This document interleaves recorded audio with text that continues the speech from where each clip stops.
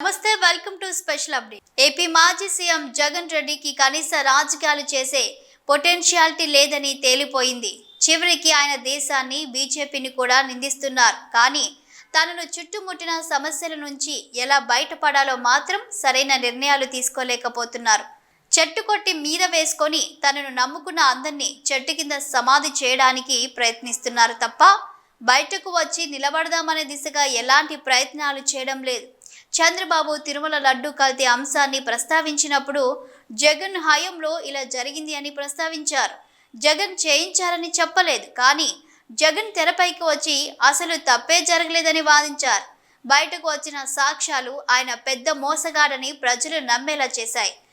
జగన్ అతి స్పందనతో ఈ అంశం నేషనల్ హాట్ టాపిక్ అయింది. జగన్మోహన్ రెడ్డి హిందూ విశ్వాసాలను దెబ్బకొట్టారని నమ్మడం ప్రారంభించారు. వివాదాలు చుట్టుముట్టిన తరుణంలో అసలు తిరుమల టూర్ అనే ఆలోచన బుద్ధి ఉన్న ఏ రాజకీయ నేత పెట్టుకోరు.